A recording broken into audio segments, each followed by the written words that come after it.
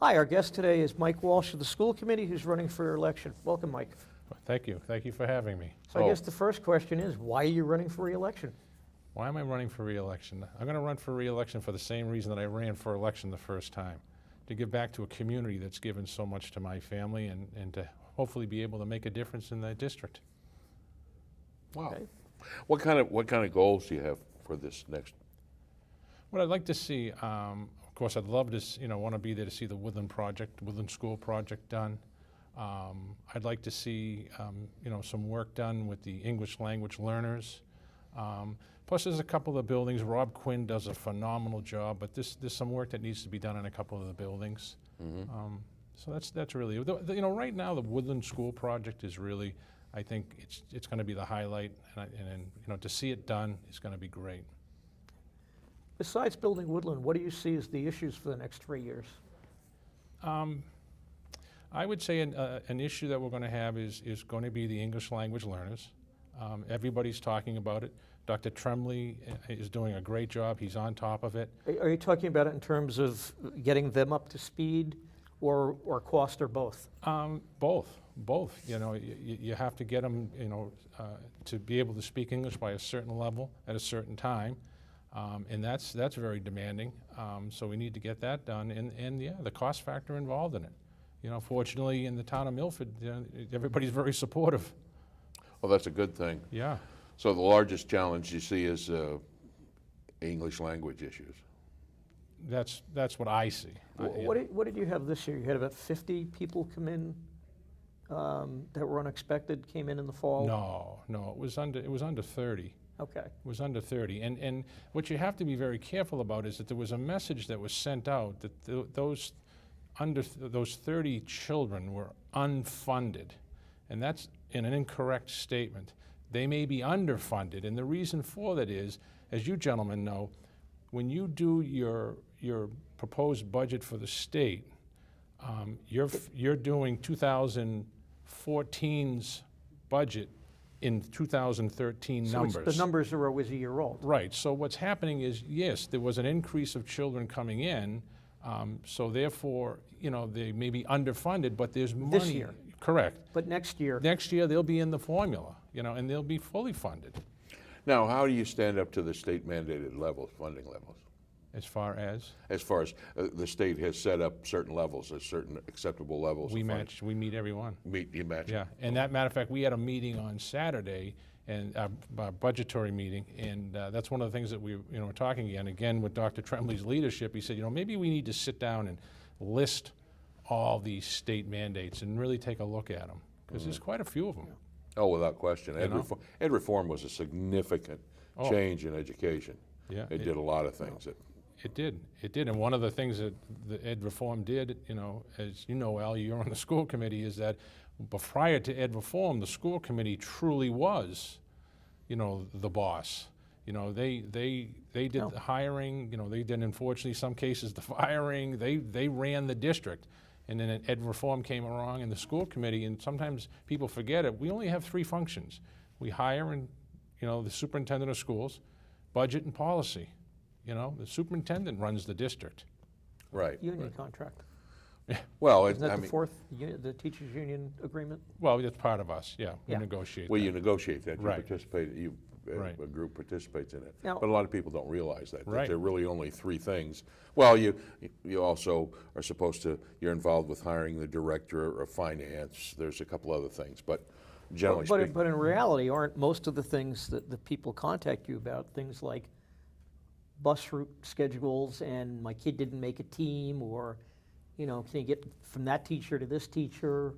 Isn't that what most That of the does happen, constituent thing you and hear the about most is? important, the way I answer those questions is that I will get in touch with Dr. Tremblay. He runs the district, and I will let him know that, there's a concern in this area, and I would appreciate if he would get back to me.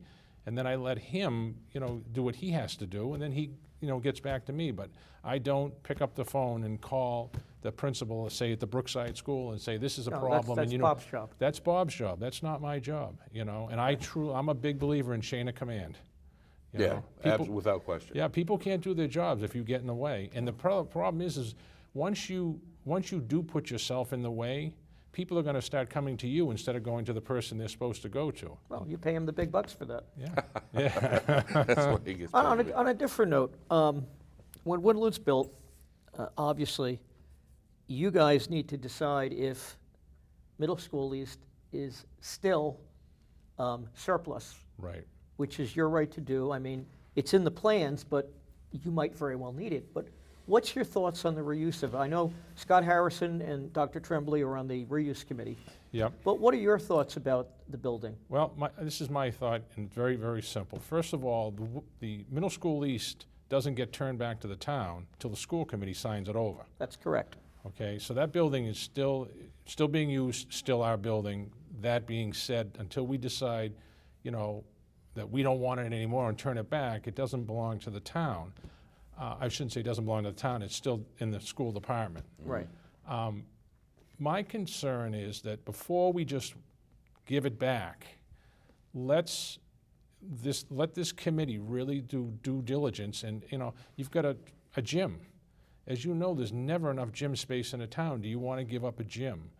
There's classrooms. Are there other, programs in the Milford Public Schools that could be shifted into that building and be used? For example, you have Shining Star downstairs in the high school that's running out of space. If the Shining Star program keeps growing, could we move the Shining Star program to there with more than enough space? And also, could the town hall use a portion of it? And I know these are all things that the use committee is looking at. So I guess to answer your question, Kevin, is that, I'm not gonna come out and say, like some people have, yeah, we don't need it anymore. I'm not gonna say that. When you show me the facts that in fact we don't need it anymore, then I'm okay with it. And I've been around long enough in watching situations in government to know that until the vote is there to give it back, it belongs to the school department. Right, absolutely. Because things change over time, and you've got a building that's going to take, 3 years, a year and a half to build? Well, and another concern that I have, and I've spoken quite a bit to Dr. Tremblay about this, is that the new Woodland School is actually being built to capacity. The state mandates that you have to do that. Yeah, you can't build it for the future, you can only build it for what you Right. have. It makes no sense to a layman like myself when you're spending that kind of money. But anyway, so we're going into the new Woodland School at about 980, 985, I think is the number. For a building that will fit 1,000. Right, hoping that it'll trend down, but what if it trends up? Now what do? Do we end up with a new Woodland School like the old Woodland School, where we're teaching in the hallways, or we're double teaching in classrooms? We certainly don't want to do that after we spent that kind of money. So those are the things that I need people to come back and say, no, we don't really have any use for this building. Yeah. Now, what are the population trends or predictions in population trends? From what I'm being told, they are trending down slightly. Yeah. As long as you don't have an influx of students, which You also have Well, what some people have called the echo baby boom, Right. which is the 70s or 80s people Right. that are coming up the pipeline. Well, that was one of the things we talked about in our budget meeting on Saturday, is that we don't have any room for school choice. We're maxed out, and school choice, as you gentlemen know, can be a very profitable center. It can. or it can be a big loser. Can. What happens is if you get the choice numbers go up and then all of a sudden they drop, then Right. you have a problem. Well, you had We've a s- been very fortunate. Well, you had a situation like when Uxbridge for years was, people were trying to get a new high school built. Right. During the years when it was getting shot down, an awful lot of people choiced out of the Uxbridge school system Correct. into Northbridge, into Mendon Upton, even to Hopedale and to Milford. And in Mendon Upton, a couple of years ago, when there was a little bit of a budget crisis, the class that would have gone into Nipmuc High School, the 8th grade class, 1/3 of that class choiced out of the system that year. Right. it's sort of a protest vote against it. So, and that costs the district money. Absolutely. So, It's very yeah, costly. I mean, as you said, it could be profitable or it could be costly. Yeah. Well, I'll give you an example. And again, you know, as you can tell when I speak about him, I'm a big fan of Dr. Trembley's. I think he does a phenomenal job. He's looking into bringing to Milford High School some of the programs that we can offer that are offered at Norfolk Agricultural School. Of course, not the animal programs Right. and things like that, but more the horticultural programs, because, you know, if a child going into Milford High School opts to school choice into Norfolk Aggie, That's a huge cost. that's a huge cost to the town of Milford. You do have to be careful because ed reform took vocational education out of the regular schools and put Right. it in the voc schools. So Right. you have that's a fine line. Yes, that's, and, You well, have his to- hospitality Yeah. management program is a classic example of it. Very, very tough line to walk. Right. Oh, well, let's talk about Dr. Tremblay for a minute. You speak highly of him. You guys just gave him a contract extension for what, another 2 years, 3 years? 3. Okay. At present, We gave him 2 with an extension. okay, at present, he is the longest-serving school superintendent in Metro West.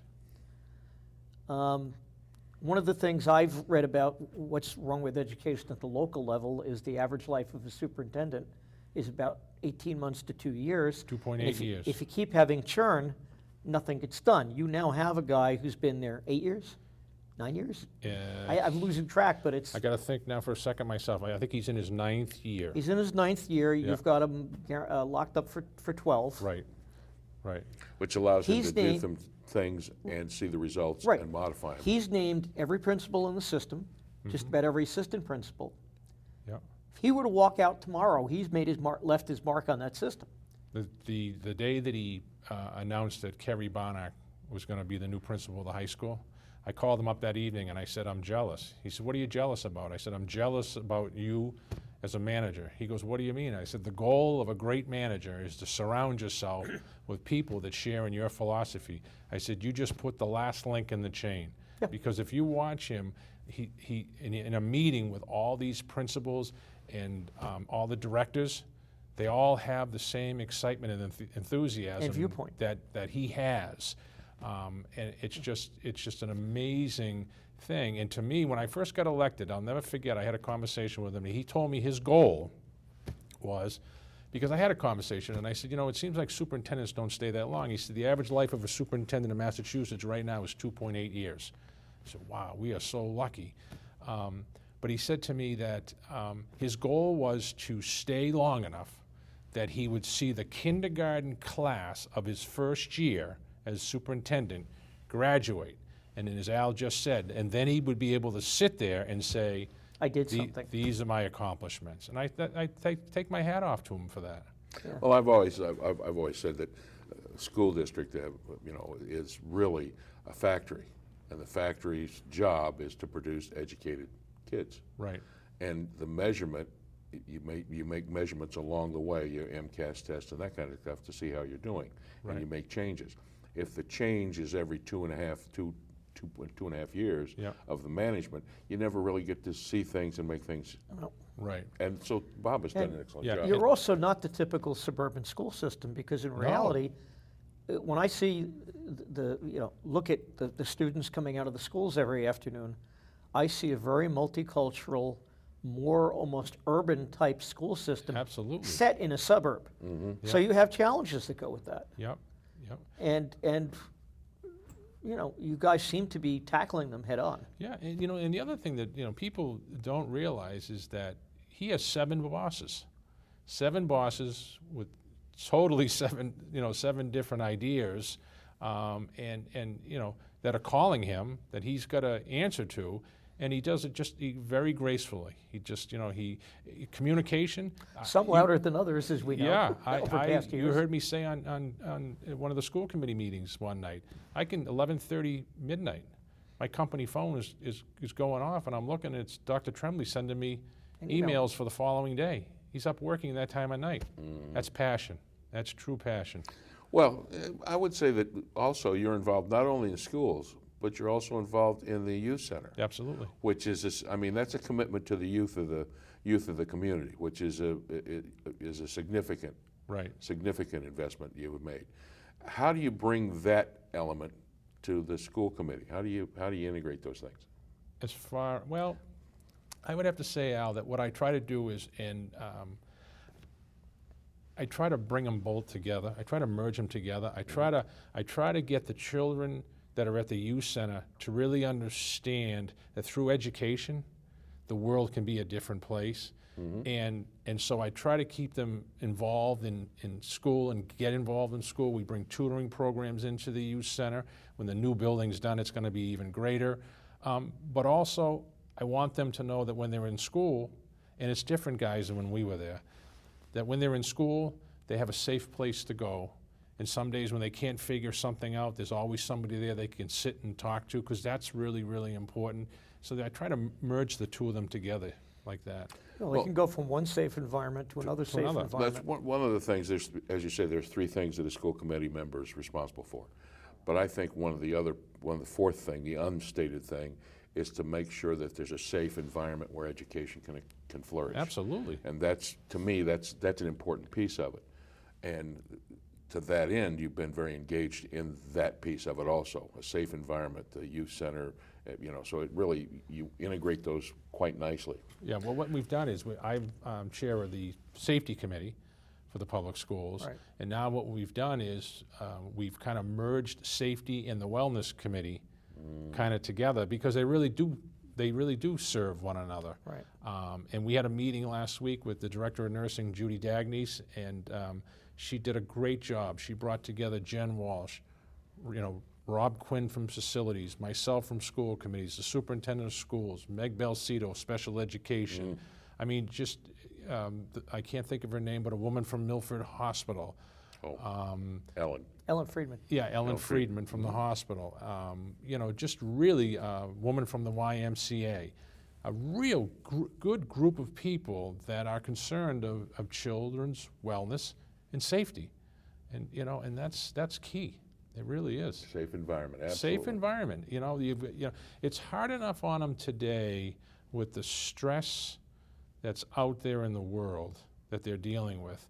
They need a place to go, even if it's for 6 hours a day, to just calm down, learn, and relax. I actually, if you look at downtown in the afternoons, you have almost the triangle of the Stacy Middle School. Across the street is the library, and a block and a half away is the youth center, where the kids seem to go. They stray one or two directions. Right. Well, three. They're going home, or they're going to the youth center or the library, or both. Yeah. After school for safe environments. Yeah, I think it's interesting, and I talk a lot about this now, is if you had seen any of Mayor Menino's funeral, a lot of the questions that were asked was, why was the mayor so involved in education?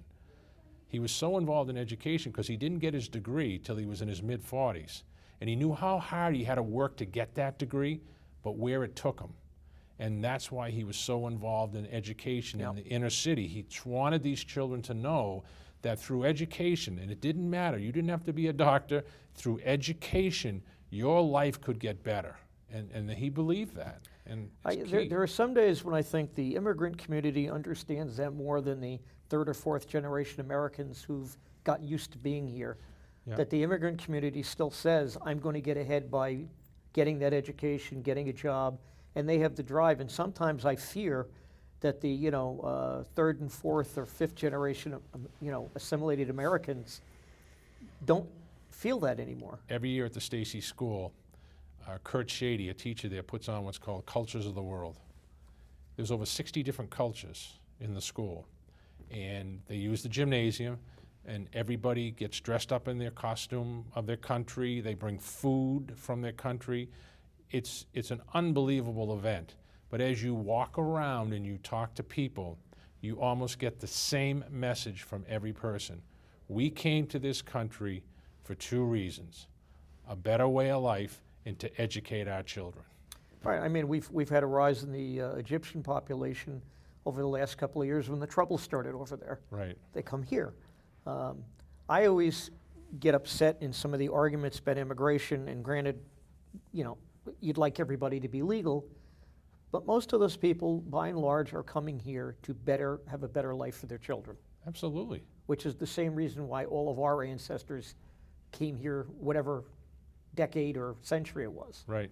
Yeah, I don't know if any of you gentlemen have ever been to Ellis Island, but when you walk around Ellis Island and you look at that museum, you say to yourself, these people coming here from Italy, from Ireland, from Poland, from Europe, with only a dream. That's all they had was a dream, because they probably didn't have any money on them, and they made it. They made it, Yeah, but I also think, you mentioned the way society is today. A lot of kids in high school, I've been a Boy Scout leader for almost 19, 20 years. Hear a lot of the kids in high school say, society expects us to know by the beginning of junior year what we want to do the rest of our lives. Right. And we don't. Right. And they feel, I keep saying, like, what's the pressure you feel? To me, the pressure at the time was get good grades and get into a college. Today, it's almost double the pressure on the kids. Get good grades and have your decision. You have the MCAS Yeah. test. Right. You have this test. You have you got to get this college. You got to do that. Yeah. And a lot of them now have graduated in the recession and are crippled with debt and jobs. So there's kind of a, and the kids in the school system now look at their older brothers and sisters and go, what am I doing this for? 51%. How do you challenge and motivate the kids? 51% of them live at home, and Yeah, we talk about that, and I always say when I was in high school, I worried about two things: what was for lunch and what sport I was playing, and I didn't want to know anything else after that. That was back then. I had a third. Does that girl like me? Yeah, and but it's so different today. Not and necessarily that you know, order.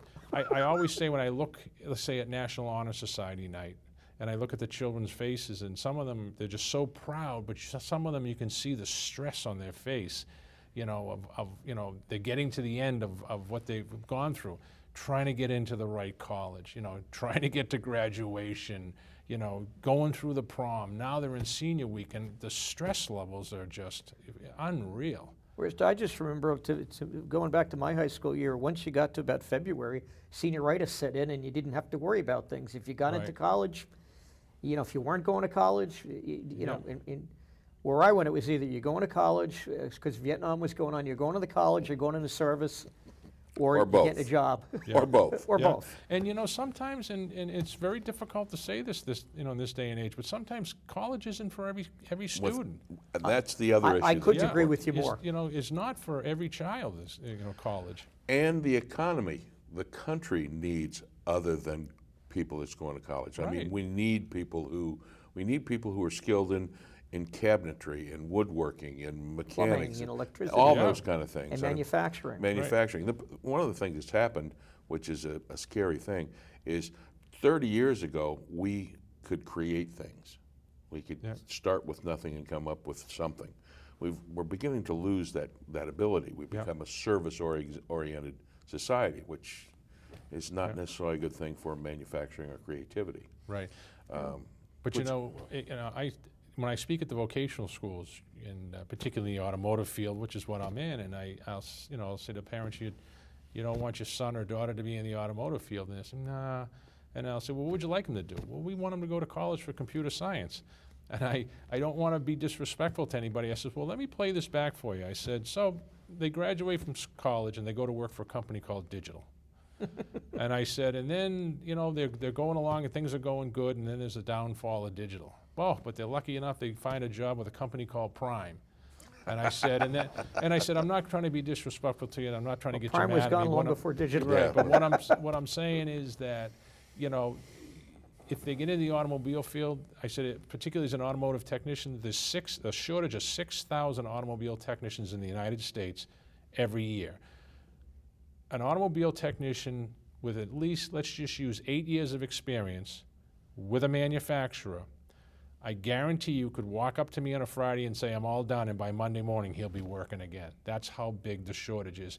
And today, they're naming their price. Wouldn't you rather have them in a situation like that than being out of work for 18 months and then finally getting with another company? And I have to say there are times, Mike, when I look back at my career and I say, if only you had been a plumber. yeah, Having gone through the cycle of high-tech boom and bust several times. yeah. Okay. Well, I always tell the story when I was when I grew up with kids whose fathers were professional sand and gravel truck drivers. They drove for companies called Tresca and Lutazzi and Walpole Sand and Gravel. Rosenfeld and, Yeah, Yeah, and right. that's Those what were they good and jobs. They were proud. They were proud. They weren't Yes. ashamed because they were driving a tractor trailer. They were proud of what they did, and they but raised their families. that's a good job. That's right. It you still know? is a good job in my opinion. Yeah. That's the dilemma. The dilemma is that we set expectations, and maybe those expectations we're setting are wrong. Right. Maybe what we need to do is say, you know, the world, the economy needs everybody. Right. I mean, believe me, I worked in Silicon Valley for 15 years. I watched them come and go, Right. big Right. time. Well, you know, and the other thing that's important too, as a parent, is to sit them down and say, what do you think you want to do? Right. And then support them. Well, You know, don't try and send them down your track. You know, sit them down and say what. And to Al's defense, he looks at you and says, "I want to be a plumber." Then Great. support them. Go Well, find a good school. I've got 3 boys. What I've told them all is, find something that makes you happy and then learn how to make a career out of it. Right. And if you can do that, you've succeeded. You don't have to worry about anything. That's Well, right. there's Because if you're doing a job you hate, you're not going to succeed Oh. at it. someone wrote a book, if you're happy, the money will come. Right. And quite honestly, I think that's the case. I mean, I changed careers. I don't want to think how many times I've changed careers. I'm an electrical engineer. What do I know about publishing a newspaper? Right. But one of the things is if you're happy, and I think maybe the thing we need to do, well, the other thing that's happened over the years, and you can speak to this probably as well as anybody, society has pushed more and more responsibilities of training, of socializing, of morals, of all that stuff, more and more back into the schools. Oh, I couldn't agree with you more. And away from the parents. And away from the parents, and Yeah. and that's not a good thing. No, you'll hear me say that my daughter is going to be 31, my son is 26, and sometimes we'll be in conversation and I'll say something, they look at me and I'll say to them, I'm your father, I'm not your best friend. Right. Yeah, You know, and that's the problem that we have today is too many parents want to be best friends. absolutely. Don't be best friends. Be Be a their parent. mom, be a parent. And it's tough. And I Some can days tell you, are as a tough. Boy Scout leader, one of the things they teach us, kids want limits and kids want direction. Absolutely. Give it to them. Mike, we're coming to the end of our time. Any last thoughts to the public about re-election and Well, why people anything you should wanna vote for say? you? I would love your support again. I'd love to serve a 3rd term. As I said earlier in the show, I've got some great goals that I'd love to see fulfilled. I think there's great things coming in the district, and I'd like to have a shot at it again. All right, Mike, thanks for your time. Thank Thank you for having Good me. luck on April 7th. Thank you very much. Thank you. Okay.